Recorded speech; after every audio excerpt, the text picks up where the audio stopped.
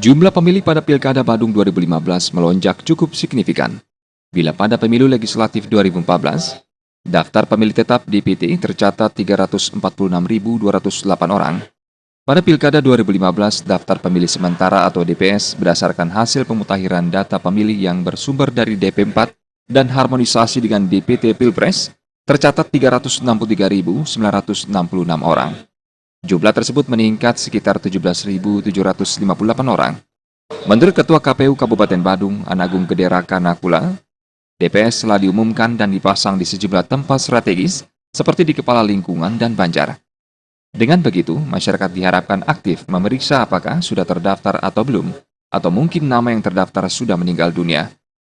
Untuk DPS yang kita umumkan berjumlah 3.966.